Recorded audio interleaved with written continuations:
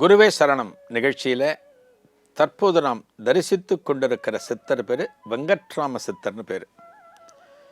சமீப நாட்களில் வாழ்ந்தவர். இவருடைய சமாதி கோவில், சமாதி எங்கே இருக்குது அப்படின்னா திருவண்ணாமலையில் கிரிவலம் வருகிற இடத்துல வாயுலிங்கம் குபேரலிங்கம் அந்த ரெண்டு சந்நிதிக்கு நடுப்புற லோபமாதா அகஸ்தீர் ஆசிரமம் அப்படின்னு ஒன்று இருக்குது. அங்கே தான் இவருடைய சமாதி இருக்கு.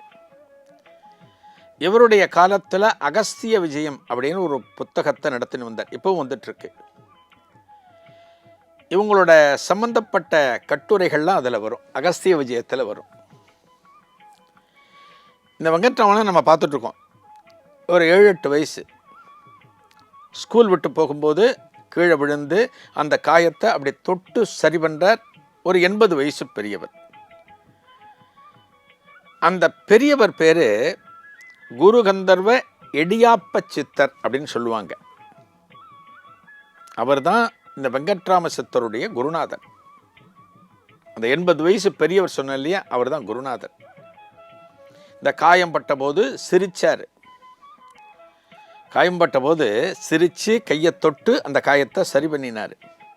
அப்போ இந்த வெங்கட்ராமன்கிற சிறுவனுக்கு தோன்றுகிறது, நம்ம இந்த பக்கமாக தானே ஸ்கூல் விட்டு தினமும் வருவோம், ஆனால் இவரை நம்ம பார்த்ததே இல்லையே, இந்த பெரியவரை பார்த்ததே இல்லையே, இவர் இப்படிப்பட்ட ஒரு அற்புதத்தை நடத்தி இருக்காருன்னு ஆச்சரியத்தோடு, நீங்கள் உங்களை நான் பார்த்தது இல்லையே, நீங்கள் எந்த இடத்துல இருப்பீங்க அப்படின்னு கேட்கிற சிறுவன். அதற்கு அவர் சொல்கிறாராம், அதோ தெரியுது பார் தம்பி, அங்காள பரமேஸ்வரி அம்மன் கோயில், அங்கே தான் நான் குந்திக்கின்னு இருப்பேன், அதான் நம்ம இடம் அப்படிங்கிற 80 வயசு பெரியவர். அந்த கோவில் தான் இந்த பெரியவருடைய நிரந்தரமான இடம். அங்கே தான் இருப்பார். அதாவது இடியாப்ப சித்தர் இவருடைய குருநாதர். இப்படித்தான் இந்த குருநாதருக்கும் சீடனான வெங்கட்ராம சித்தருக்கும் ஒரு பழக்கமானது ஏற்பட்டது. இதுக்கப்புறம் பார்த்தீங்கன்னா இந்த வெங்கட்ராமன் சிறுவன் அவ்வப்போது இந்த அங்காள பரமேஸ்வரியம்மன் ஆலயத்திற்கு சென்று தனது குருநாதரான இடியாப்ப சித்தரோடு உட்காந்து ஏதானு பேசிட்டு இருப்பார். அவர் ஏதானு வேலை சொல்லுவார், அதெல்லாம் செய்வார். இந்த அங்காள பரமேஸ்வரம்மன் கோவிலை சுற்றுவார். கோவிலை சுற்றிட்டே இருப்பார். ஒரு தடவை இந்த அங்காள பரமேஸ்வரியம்மன் கோவிலில் குருநாதர் இடியாப்ப சித்தர் இருக்கார். அப்போ இந்த சிறுவன் வெங்கட்ராமன் போகிறார். அப்போ குருநாதர் கூப்பிட்டு, இந்த இடத்துல காமாட்சி அம்மன் கோயில், அங்கே நார்த் மெட்ராஸில் ஒரு இடத்துல அந்த காமாட்சி அம்மன் கோவிலில் மகாபெரியவர் வந்திருக்காரு, காஞ்சிபுரம் மகாபெரியவர் வந்திருக்காரு, நேராக அவர்கிட்ட போ, அவர் எனக்கு ஒன்று கொடுப்பாரு, அதை வாங்கிட்டு வா, என்கிட்ட கொடு அப்படிங்கிறார். யாரு? இடியாப்ப சித்தர்.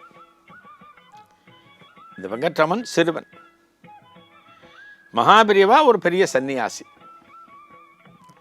மகாபிரியவாட்ட போய் நீ அவரை பாரு, உங்ககிட்ட கொடுப்பாரு, அதை வாங்கிட்டு வந்து என்கிட்ட கொடுன்னு சொன்னோன்னே இந்த பையனுக்கு கொஞ்சம் பயம். வெங்கட்ராமனுக்கு சின்ன வயசு தானே, ஒரு பெரிய விஷயத்தை சொல்கிறாரு, அந்த சன்னியாசி முன்னாடி போய் நிற்கணுமே, அவங்க நம்மளை புரிஞ்சுக்கணுமே, அவங்க நம்மக்கிட்ட ஒரு பொருளை, இவர் சொல்கிற பொருளை கொடுக்கணுமே அப்படின்னுலாம் இவருக்குள்ள ஒரு பயம்.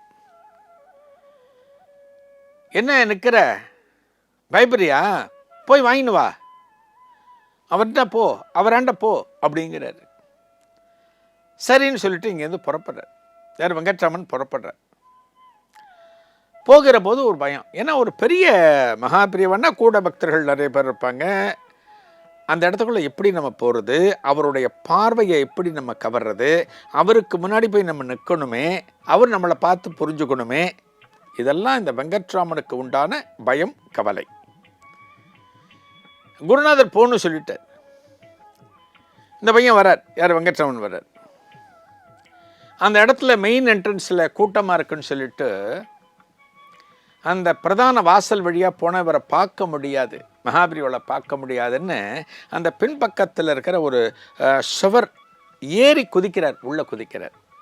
யார்? சிறுவனான வெங்கட்ராமன். உள்ளே குதிச்சுட்டு போனால் ஒரு கிணறு இருக்கு, ஒரு துளசி மாடம் இருக்கு. ஒரு துளசி மாடம், ஒரு கிணறு. மகாபிரிவா இங்கே தங்கியிருந்தாலும் கேம்ப் பண்ணாலும் ஒரு கிணறு இருக்கும். அந்த இடத்துல உட்கார ஒரு இடத்துல இந்த வெங்கட்ராமன் சிறுவன் அமர்கிறார். இதை அடுத்து நடந்தது என்ன? நாளைய குருவே சரணத்தில் காணலாம். நன்றி, வணக்கம்.